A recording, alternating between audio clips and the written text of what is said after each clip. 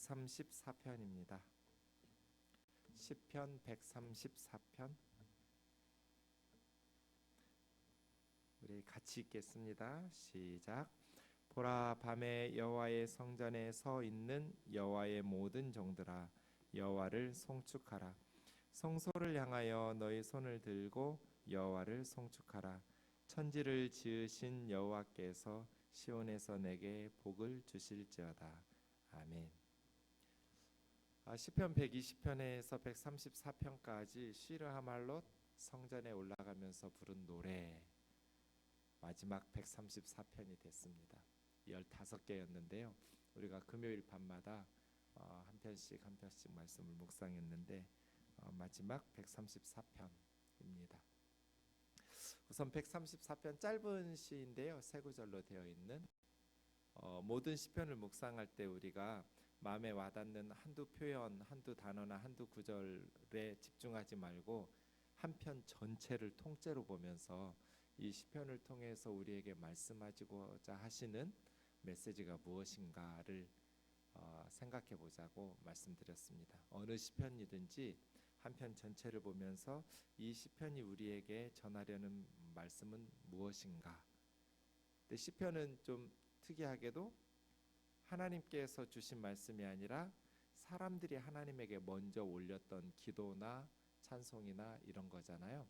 그래서 좀 전에 했던 말을 바꿔 말하면 시인이, 이 시편의 저자가 하나님에게 무슨 말을 하고 싶었는가, 하나님에게 어떤 말씀을 이렇게 전하고 싶었는지를 생각해 보면 하나님께서 그 기도나 찬송을 받으시고 다시 하나님의 말씀으로 우리에게 주신 것이 시편이거든요. 그럼 그것이 그 시편의 메시지예요. 시편 저자가 하나님께 무슨 얘기하고 싶었는가, 또 하나님께서는 그 말씀을 들으시고 우리에게 다시 하나님의 말씀으로 주실 때 이 시편의 메시지는 무엇인가. 여러분, 134편의 메시지는 뭐 같아요? 시편의 메시지 전체적인 파악을 하려면 1년, 2년, 3년, 4년 문단 나누기 하는 게 좋은 방법이에요. 보라, 밤에 여호와의 성전에 서 있는 여호와의 모든 종들아, 여호와를 송축하라. 성소를 향하여 너희 손을 들고 여호와를 송축하라. 천지를 지으신 여호와께서 시온에서 내게 복을 주실지어다. 어디서 끊으면 좋을까요? 1절 무슨 내용이에요? 하나님을 찬양하라고 권면하는 내용이죠. 여호와를 송축하라, 찬양하라. 2절은요? 똑같죠? 네. 성소를 향하여 너희 손을 들고 여호와를 송축하라. 찬양하라는, 함께 찬양하자는 권면이죠. 찬양의 초대라고 할 수 있겠어요. 3절은요? 천지를 지으신 여호와께서 시온에서 내게 복을 주실지어다. 내용이 좀 바뀌었죠? 그래서 1, 2절 찬양하라는 권면, 3절 하나님께서 복을 주실 거라. 이 제사장적 축복이라고 하는데요. 마치 제사장이 천지를 지으신 여호와께서 성소에서 내게 복을 주실지어다 하면서 축복하는 내용이죠. 그래서 1, 2절은 찬양하자고 권면하고 이렇게 명령하는 내용, 3절에서는 하나님께서 복을 주실 것이라는 축복의 내용, 이런 내용입니다. 1절부터 보겠습니다. 밤에 여호와의 성전에 서 있는 여호와의 모든 종들아, 여호와를 송축하라. 성소를 향하여 너희 손을 들고 여호와를 송축하라. 천지를 지으신 여호와께서 시온에서 내게 복을 주실지어다. 사실 원문으로 보면 저 송축하라, 송축하라, 복을 주실지어다가 똑같은 한 단어예요. 바라크라는 단어거든요. 3번 쓰였어요. 1절, 2절, 3절에 똑같아요. 그런데 한글로 번역을 1절, 2절에서는 찬양하라, 송축하라고 번역했고요. 3절에서는 복을 주신다, 축복하실 거라는 복을 주신다는 단어로 번역했어요. 원문으로 보면 똑같은 단어 바라크예요. 이 바라크라는 단어는 구약 성경에 15번 나왔어요. 415번이나 나온, 굉장히 많이 나온 단어죠. 대부분 세 번째 의미인 복을 준다, 축복한다라는 뜻으로 사용됐어요. 그런데 오늘 1, 2절처럼 가끔 찬양하다, 송축하다라는 단어로 사용되기도 했어요. 예. 무릎을 꿇는다라는 의미로도 한 3번 정도 쓰였어요. 네. 원래 바라크라는 단어는 베레크라는 단어에서 왔거든요. 베레크가 무릎이에요. 무릎, 베레크. 거기서 바라크라는 동사, 그러니까 무릎을 꿇는다 이런 동사도 되고요. 무릎을 꿇는다, 하나님 앞에서 무릎을 꿇고 찬양하는 것. 또 하나님께서 무릎을 굽혀서 우리에게 복을 주시는 것. 엄마가 어린아이들의 눈높이에 맞추기 위해서 무릎을 굽혀서 아이가와 함께 하듯이 하나님께서 무릎을 굽혀서 우리의 수준으로 맞추어 오셔서 우리와 함께 하시고 우리의 필요들을 채우시면서 우리에게 복을 주시는, 네, 축복하다, 바라크예요. 그래서 시편 120편의 시로 하말롯이 시작될 때 세상으로부터 성전을 향해서 회개하고 돌아서면서부터 시작하거든요. 그래서 예루살렘 성전으로 올라갔어요. 그런데 마지막 시편 134편은 축복, 바라크라는 단어로 계속 새 구절이 울려 퍼지면서 성전에 올라가는 노래가 마무리가 돼요. 회개에서 시작한, 세상에서 하나님을 향하여 돌아섬으로부터 시작해서 하나님의 성전에 올랐던 이 성도들이 하나님께서 복을 주시는, 송축하라 송축하라 복을 주실지어다, 바라크 바라크 바라크로 끝나요. 그런데 재밌죠? 찬양이라는 단어와 축복한다는 단어가 같은 단어예요. 찬양이라는 단어 여러 단어 있어요. 그런데 바라크라는 단어가 찬양하다, 송축하는 뜻도 있고 복을 주신다, 축복한다는 뜻도 있어요. 그래서 찬양이 축복이고 축복이 찬양 같아요. 찬양하는 사람이 복을 받더라고요. 이 세상 살다 보면 정말 사탄이 우리를 힘들게 하고 많은 어려운 일들이 슬프게 하고 기운 빠지는 일 많잖아요. 여러분은 어떻게 하세요? 저는 기타 들고 골방에 들어가거든요. 정말 기운 빠질 때, 세상 살기 싫어질 때, 너무 힘들 때 골방에 가서 기타 치면서 찬양해요. 찬양하다 보면 마음이 편안해져요. 그리고 용기가 생기고 힘이 나요. 찬양하면서 하나님을 묵상하다 보니까, 하나님께 가까이 나아가다 보니까 복을 주시더라고요. 찬양하는 사람은 복 받기 위해서 찬양하라는 거 아니에요. 찬양은 우리 마음 위안받자고 하는 거 아니에요. 그냥 하나님을 찬양하는 거예요. 그래서 저는 찬양이 제일 좋은 것 같아요. 하나님께서 우리에게 주신 가장 좋은 선물이 뭐야? 라고 물으시면 전 찬양 같아요. 3가지가 떠올랐는데요. 기도, 말씀, 찬양. 설교하는 것보다 더 좋은 건 기도하는 것 같아요.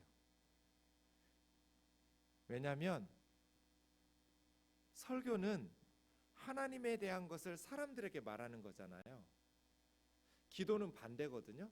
사람들에 대한 것을 하나님에게 말하는 거 기도잖아요. 그래서 하나님에 대한 것을 사람들한테 말하는 것도 정말 귀한 축복이지만 사람들의 사정을 하나님께 아뢰을 수 있는 기도가 더 큰 축복 같아요. 그런데 기도보다 찬양이 더 큰 선물 같아요.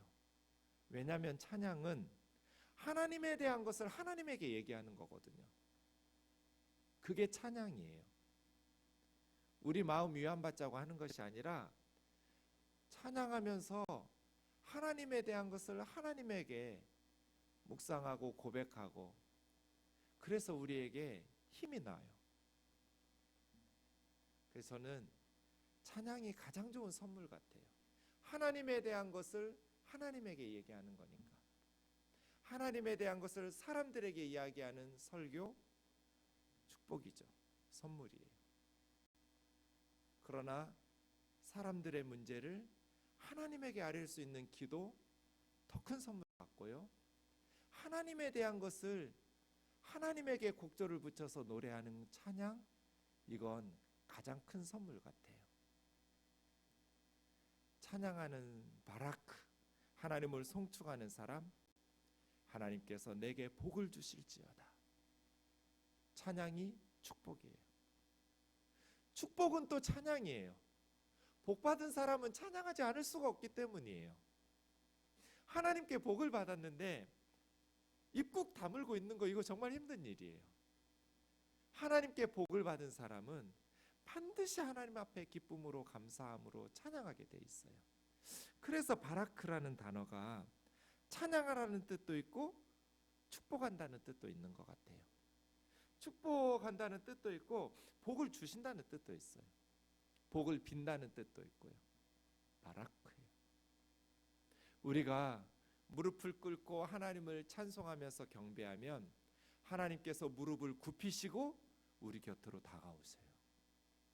그래서 찬양이 축복이에요. 우리 생동 공동체에, 우리 생동 예배당에 아름다운 찬양이 끊임없이 울려 퍼지기를 주의 이름으로 축원합니다. 그 교회가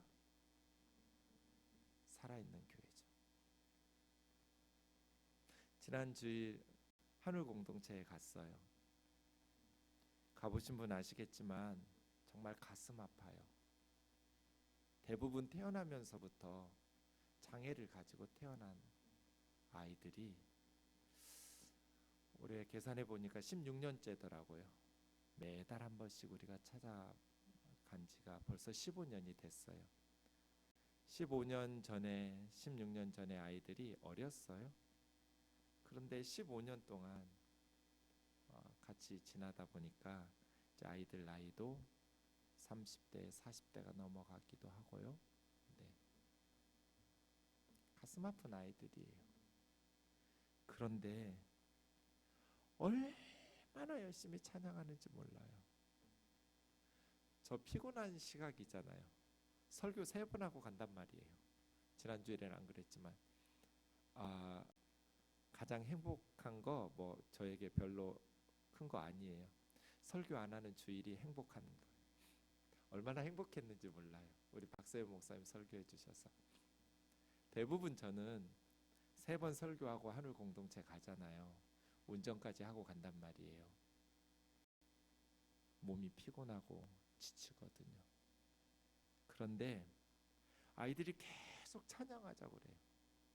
아이들 신청곡, 한울 아이들이 부르자는 노래들을 기타 치면서 함께 부르거든요. 끊임없이 찬양하자고 그래요. 지난주에도 한 1시간 한 것 같아요. 계속 찬양하자고. 목사님 이거 해요, 저거 해요. 찬양하는 사람은 복을 받아요. 그래서 피곤이 사라져요. 힘이 나요. 그리고 도전을 받아요. 이렇게 뜨겁게 찬양하는데 우리는 얼마나 정신도 멀쩡하고 우리의 영혼은 우리 아이들보다 더 병들고 장애가 심각하지만 어쨌든 육체는 멀쩡하잖아요.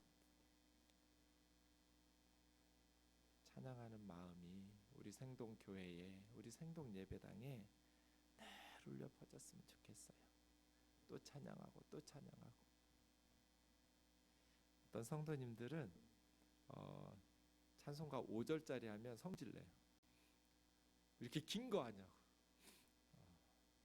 그래서 제가 찬송 부르자고 할 때 막 3절짜리는 부담스럽지 않은데 4절, 5절짜리 부르자고 하면 되게 조금 눈치 봐요, 여러분. 저도 소심한 사람이에요. 여러분 눈치 봐요. 근데 정말 찬양이 우리를 축복의 길로 인도해요. 그걸 사모해야 돼요. 하나님 바라크, 찬양이라는 단어가 축복이라는 단어라는데 하나님 제 영혼에 제 입술에 깊은 찬양이 하나님을 향해서 늘 끊임없이 올라가도록 하나님 제 마음에 은혜 주시고 찬양의 영광을 돌릴 수 있도록 복을 달라고 사모하면서 기도해야 돼요. 왜 그래요? 이사야 43장 21절 하나님께서 우리 왜 만드셨어요? 이 백성은 내가 나를 위하여 지었나니 나를 찬송하게 하려 함이라. 하나님 우리 왜 지으셨어요? 하나님 찬송하게 하려고. 예레미야 17장 4절 여호와여 주는 나의 찬송이시오니. 아예 그냥 하나님은 나의 찬송이라고. 하나님을 생각하면 노래. 하나님은 나의 노래. 하나님은 나의 백, 나의 소망, 뭐 여러 가지 다 붙일 수 있지만 예레미야는 주님은 나의 찬송이라고. 그래서 시편 9편 2절 내가 주를 기뻐하고 즐거워하며 지극히 높으신 지존하신 지극히 존귀하신 주의 이름을 찬송할 거라고. 주님을 기뻐하고 주님을 즐거워하고 지극히 존귀하신 주의 이름을 나는 찬송할 거라고. 시편 37편 4절 여호와를 기뻐하라. 내 마음의 소원을 내게 이루어지지. 하나님을 기뻐하고 기쁨으로 찬양하고. 그렇게 찬양한 사람이 있어요? 예수님의 모친 마리아예요. 누가복음 1장에 보면 마리아가 내 영혼이 주님을 찬양하며 내 마음이 내 구주 하나님 내 구주를 기뻐하였다. 하나님 기뻐하고 찬양하는 저와 여러분 되기를 주의 이름으로 축원합니다. 찬양이 축복이고 축복이 찬양이에요. 찬양할 수 있는 은혜 말이에요. 여호와의 집에 있는 모든 종들아 여호와를 송축하라. 여호와를 송축하라. 여호와께서 시온에서 내게 복을 주실지어다. 바라크 바라크 바라크. 1절 다시 보시면 근데 밤에요. 밤에 찬양에 대해서 제가 좀 기쁨을 느끼지 못하는 신앙? 그건 기독교가 아닌 것 같아요. 기쁨을 느끼지 못하는 신앙은 신앙이 아니다. 뚱한 얼굴, 또 침울한 생각, 지루한 연설은 기독교에 어울리는 게 아니다. 예수 그리스도의 복음은 기본적으로 기쁜 소식이잖아요. 기쁨 없는 기독교는 어딘가 잘못된 거 아니에요? 기쁨을 느끼지 못하는 성도가 있다면, 하나님을 찬양할 수 없도록 막는 것이 있다면 뭐가 지금 막힌 거예요. 1절이요. 밤에, 왜 밤일까요? 왜 밤에 여호와의 성전에 서 있는 여호와의 모든 종들아 여호와를 송축하라일까요? 두 가지로 봐요. 첫 번째, 밤에 여호와의 성전에서 일하는, 야간 근무하는 뭐 문직이라든지 레위인들, 또 제사장들, 밤에 일하는 여호와의 종들아 여호와를 찬양하라. 또 하나는 지금 밤에 열리는 절기 예배에 참여한 모든 사람들인 거예요. 우선 밤에 일한다는 것에 대해서는 역대상 9장에 보시면 주야로 레위인들이 직분을 감당한다고 그랬거든요. 낮에만 직분 감당하는 것이 아니라 레위인들이 주야로, 밤낮으로, 그래서 야간 근무하고 있는 레위인들이나 제사장들이나 그런 사람들에게 여호와를 송축하라 이렇게 말한다 하는 학자들도 있고요. 또 이사야 30장 29절에 보시면 거룩한 절기들을, 명절을 밤에 지키듯이 이렇게, 낮에 물론 지키죠. 밤에도 유월절이나 오순절이나 초막절이 되면 그렇게 명절을, 절기를 지키는 거예요.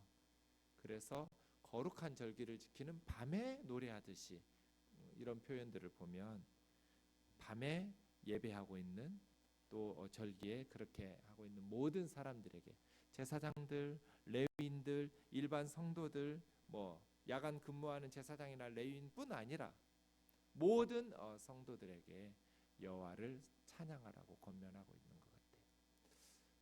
둘 중에 어느 게 맞는지는 모르겠지만 뭐 다 어떻게 해석해도 좋을 것 같아요. 밤에 일하고 있는, 낮에도 섬기지만 밤에도 쉬지 못하고 밤낮 봉사하고 있는 여호와의 모든 종들아. 우리 그리스도인들은 여호와의 모든 종들이, 모든 여호와의 종들아, 여호와를 찬양하라. 우리가 여호와의 종인가? 여호와를 찬양하라. 우리는 하나님의 종이죠. 하나님의 종은 주인의 말씀에 귀 기울이죠.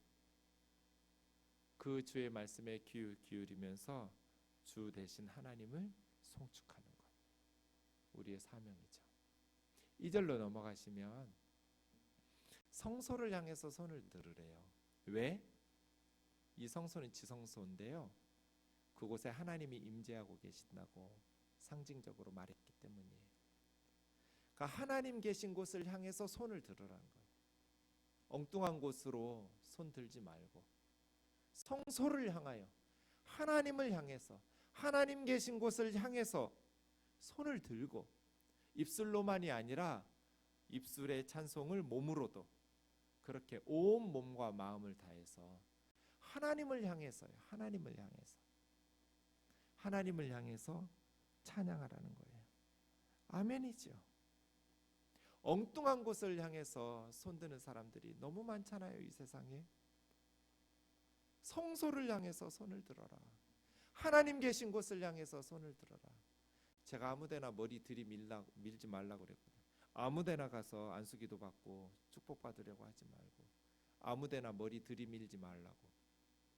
성소를 향해서 머리를 들이밀라고. 하나님을 향해서 손을 들으라고. 그렇게 여호와를 성축하라는 거예요. 우리 하나님은 찬양 받으시기에 합당하잖아요. 그 모습을 하나님께서 이렇게 지켜보시면 어떨까요?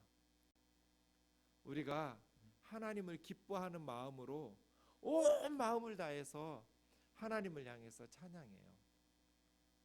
성소를 향해서, 하나님을 향해서 손을 들고 하나님을 송축하고, 하나님은 너무나 선한 분이라고, 어쩌면 그런 엄청난 일을 이루실 수 있느냐고, 어쩌면 그렇게 예수 그리스도를 우리에게 내어주실 수가 있느냐고, 하나님 너무너무 착한 분이라고, 너무 귀하신 분이라고, 내게 하나님밖에 없다고.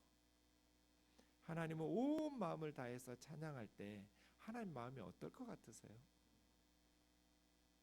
하나님 계신 곳을 향해서 여호와의 종들이 하나님을 송축하고 높이고 찬양할 때, 당연히 3절, 천지를 지으신 여호와께서 시온에서 내게 복을 주실지어다. 아멘이에요. 누가 우리에게 복을 주셔요? 천지를 지으신 하나님. 이건 121편에서 했어요. 내가 산을 향하여 눈을 들리라. 나의 도움이 어디서 올까? 나의 도움은 천지를 지으신. 인간의 사랑은 가슴만 아파요. 돕고 싶지만 무능하니까. 부모된 자로서 자식들이 죽어갈 때 1000번 만번 자기 목숨을 바쳐서 자기 자식을 살리고 싶을 거예요. 그런데 인간의 사랑은 마음뿐, 무능해요. 그래서 도움이 안 돼요. 천지를 지으신 여호와, 우리를 도우세요. 그런데 사람들이 하나님께서 지은 물건들이나 사람들을 의지해요. 돈이나 권력이나 지식이나 명예나 산들을 본단 말이에요. 그 산을 지으신 하나님께 도움을 구하지 않고 말이에요. 우리가 성소를 향해서 하나님을 송축하고 하나님을 손을 들어 찬양할 때 천지를 지으신 여호와께서 시온에서 우리에게 복을 주실 것이라고. 천지를 지으신 그 하나님이 우리 모두에게 복 주시는 그런 은혜가 있기를 주의 이름으로 축원합니다. 정말 기쁠 것 같아요.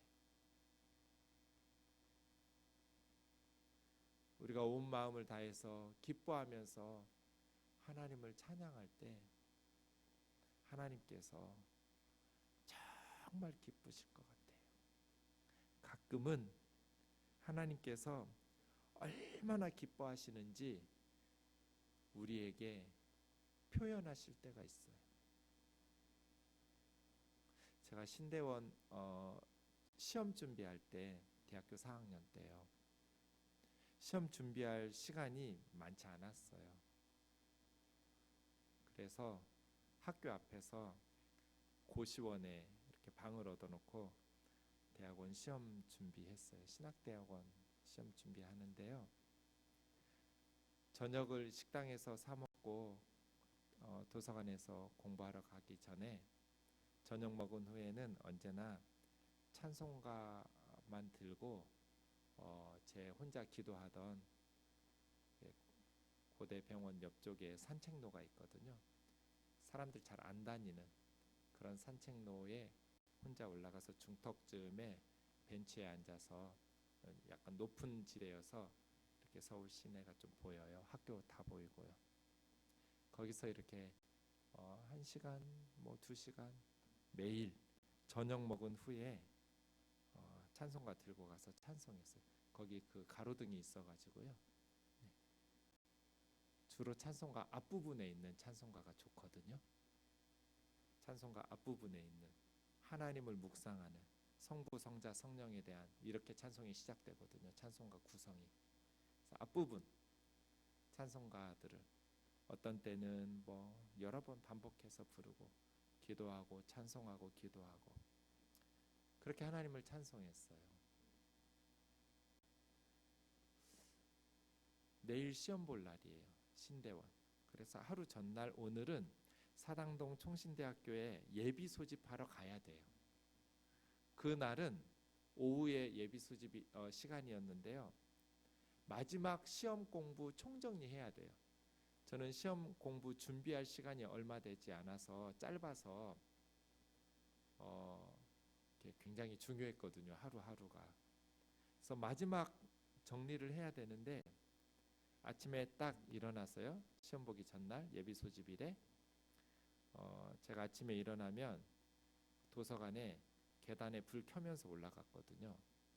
그래서 제 자리에 딱 앉아서 도서관 문 닫으면 나왔어요. 그날도 어김없이 제가 도서관 불 켜면서 계단 올라가서 제 자리에 딱 앉아서 기도하고 마지막 총정리하는 날 시험 공부 딱 하려고 하는데요. 갑자기 마음이 뒤집어졌어요.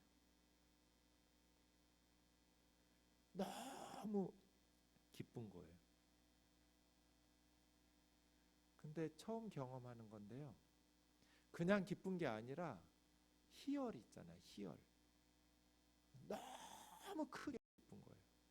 근데 사람이 기쁜 게 시험에 합격해서 기쁘다든지 이유가 있어야 되잖아요. 아무 이유도 없어요. 그냥 기쁜 거예요. 아침에 눈 떠서 가방 싸가지고 그냥 자리에 앉았어요. 도서관에. 근데 기쁜 거예요. 그 왜 기쁜지 모르겠어요. 근데 그 기쁨이요. 계속 가는 거예요. 그래서 큰일 났어요. 글씨를 읽을 수가 없어요. 속이 뒤집어지니까 공부를 할 수가 없죠, 당연히. 그래가지고요. 일어나서 걸어다니고 딴 생각하려고 빨리 이 기쁨이 좀 잦아들어서 마지막 총정리해야 하잖아요. 시험 공부해야 하잖아요. 공부할 수가 없었어요. 속이 뒤집어졌어요. 처음에는 정말 밝은 기쁨이었어요. 하나님께서 주신 기쁨.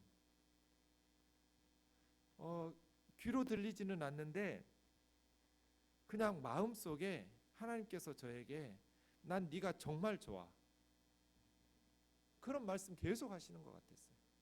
몇 시간 동안. 그래서 저는 처음에는 진짜 하나님 저도 좋아요, 나 하나님 겁나 좋아해요, 이러고 얼른 마무리 될 줄 알고 공부하려고 준비했는데 이게 도대체 1시간, 2시간, 3시간 지나도 마음에 안 잡혀요. 사라지지가 않아요, 그 감정이. 나중에는 사탄의 역사인가 그랬어요.